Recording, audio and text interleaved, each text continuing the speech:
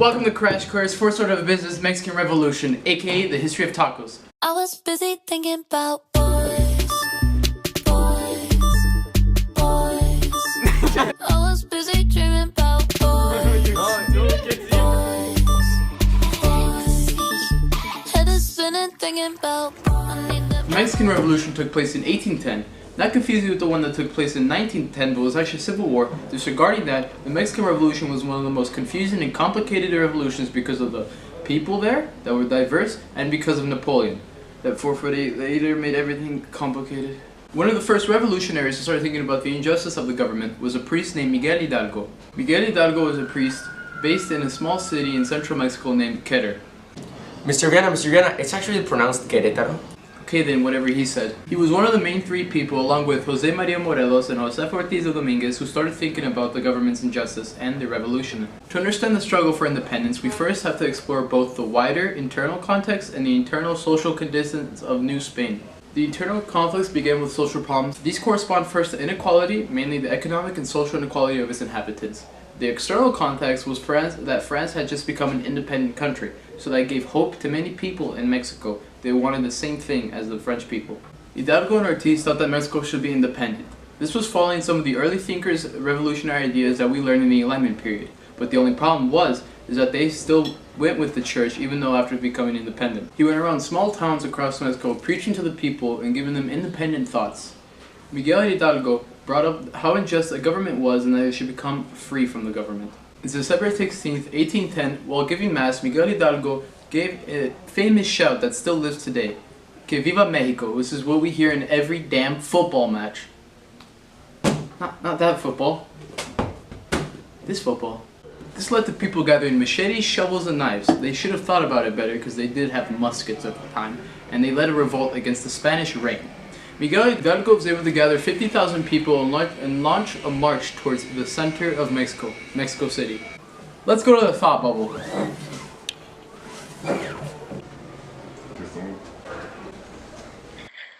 After this, we have the Battle of Albondiga de Granaditas. On September 28, 1810, in Guanajuato, Mexican and Spanish soldiers clashed. This caused the Spanish inhabitants of the province to take shelter in Albondiga de Granaditas. Juan José de los Reyes Martinez, nicknamed El Pipilla, asked the priest Hidalgo permission to set fire to the door of the compound, which allowed the Mexicans to enter and begin looting. The priest fought against the Royalists and Creoles. The rebels had about 30,000 men to fight with, which ended with 500 dead Spanish soldiers.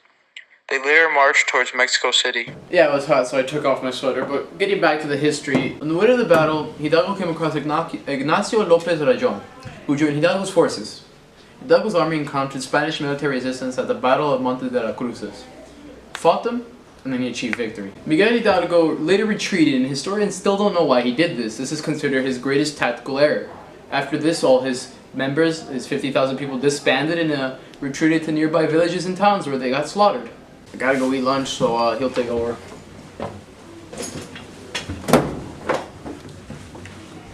The Spanish forces had more time to prepare. This is why they planned a defensive strategy at a bridge called the Calderon River Bridge. On January 1810, Spanish forces led by Félix María Calleja del Rey fought the Battle of Bridge on Calderon. Félix María Calleja del Rey and his army defeated the insurgents' army, forcing the rebels to flee north towards the United States, hoping that they would attain financial and military support. As the insurgent army was retreating, they were intercepted by Ignacio Elizondo, who pretended to join the fleeing forces. Hidalgo and his remaining soldiers were captured in the state of Coahuila. All the rebels were found guilty of treason, and they were sentenced to death. The rest of the rebel leaders, like Hidalgo, Allende, Aldama, and Jimenez, were decapitated, and their heads were put in stake on the corners of Albondiga de Granaditas, a city in Guanajuato. Even if those leaders were killed, Jose Maria Morelos took the power, and he became the leader of the insurgency. Yeah, I'm back from lunch so you can get out. He gained the support of the cities of Oaxaca and Acapulco, and on 1813 he convened the Congress of Chilpancingo to bring representatives to sign the first official document of independence, known as the Solemn Act of the Declaration of Independence of Northern America. Now let's go to the second phase of the insurgency and independence. During this period of time, Napoleon got expelled out of Spain, and Fernando VII came back and imposed absolutist power into his country and constitution of the Liberal Act of 1812. From 1815 to 1821, the majority of the fighting by Spain was fought by guerrilla warfare. It was fought by the military personnel and some civilians. One of the major leaders of this militia was named Guadalupe Victoria. He gained power by taking over the Spanish and the people. After 10 years of civil war and the death of two of its founders, by early 1820, the independence movement was stalemated and close to collapse. In 1820, when Spain was under Spanish rule instead of French, a big movement happened. A new constitution happened and it helped take power away from the church. With the church weak, Mexicans who supported Spain turned around with the Criollos who helped the people and decided to push for independence together. After Spanish rule was abolished, Iturbide, the Mexican elite general, became king in 1822. He got overthrown in a year and then a republic was declared. The War of Independence cost Mexico a great deal. After gaining independence in 1821, the country was left in a poor state. Agricultural, mining, and industrial production had fallen during the war, and over 500,000 Mexicans had died. As a new country, Mexico was struggling internally to achieve recognition as a country. The transformation from a colony to a self-governing country was slow and sometimes difficult. During the next 30 years, Mexico had over 50 governments. Almost all of them was a result of military coups, and 11 of them presided over by General Santa Anna. Politically, Mexico was deeply divided between two groups: the liberals and the conservatives, each wanting to rule Mexico in a different way. The conservatives proposed to use the Spanish model to govern Mexico, but the liberals wanted a similar system to the United States. Conservatives and liberals disagreed over education, work, and system of government. The influence of the church, the army, in fact, over almost everything. After the war, the Mexican independence was started by a certain piece of paper called the Treaty of Córdoba. This Treaty of Córdoba established Mexican independence from Spain, which led to the conclusion of the Mexican War of Independence of 1810. As stated before, the Treaty of Córdoba got signed on August 24th, 1821 in Córdoba, Veracruz, located on the eastern part of Mexico. The treaty was composed of 17 articles in which one of them was really important for the Mexican independence.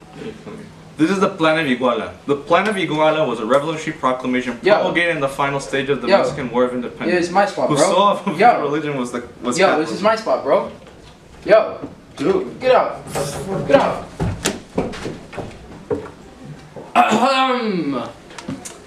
This is the Plan of Iguala. The Plan of Iguala was a revolutionary proclamation promulgated in the final stage of the Mexican War of Independence, whose sole of official religion was Catholicism. Back to the Treaty of Córdoba. The treaty is the first document in which Spanish, without authorization, and Mexican officials accept the liberty of what will become the first Mexican empire, but is not today recognized as a foundational moment. Since these ideas are often attributed to the Grito de Dolores, the treaty was rejected by Spanish government. Spanish did not recognize Mexico's independence until December 1836. The War of Independence cost Mexico a great deal. After gaining independence in 1821, the country was left in a poor state. Agriculturally, mining and industrial production had fallen during the war, and over 500,000 Mexicans had died. As a new country, Mexico was struggling internally to achieve nationhood. The transformation from a colony to a self-governing country was slow and sometimes difficult. Then after the Treaty of Córdoba, the military Eddie, how do you say it? Mr. Vianna, it's pronounced trigarante. It comes from the Latin word... Yeah, okay, whatever he said, right? So they entered Mexico City. Finally, in September 27th of 1821, the military declares independence in one of the biggest cities of this new and big country. On the next day, the Provisional Governative initiated the first session in which 38 members played the Plan of Iguala y los Tirados de Córdoba. The same day during the night, the Act of Independence got signed to the Mexican Empire, which the government of Spain didn't recognize until the year 1836, which was the conclusion of the everlasting War of Independence that started on the year 1810 against the powerful and large Spanish Empire. I will end this special edition of Crash Course with a quote from General Antonio Lopez de Santa Anna. History teaches us, gentlemen, the great generals remain generals by never underestimating their opposition. And with that, I end this video of Crash Course. My name is Henry Vianna, and until next time.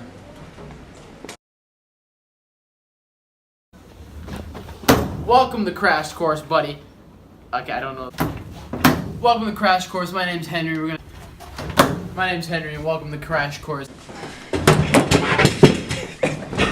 Welcome to Crash Course. For a start, the economic and of the I don't know this one. On the next day, the provisional government. No, why are you laughing? Provisional Governative initiated the first session in which Governative. Let's go to the thought bubble. Let's go to thought bubble.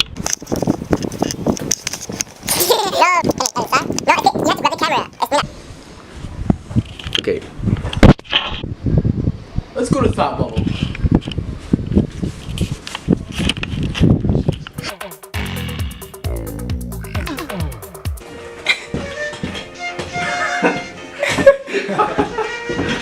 I don't know, that's a little bit more.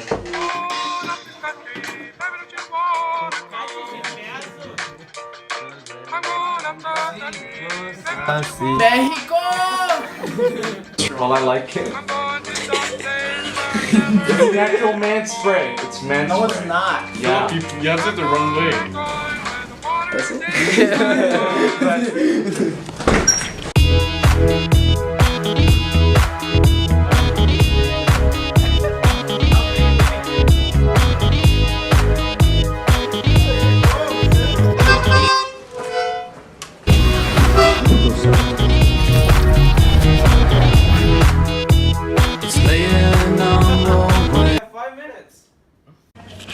Out.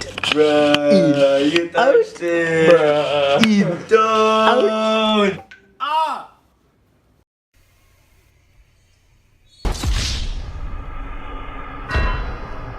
Guerra. Carlos. El acero a prestar y el brillo. Carlos. Does anybody Y have tiemble sus centros la tierra. Thank you for watching Crash Course, and as always, subscribe to PewDiePie.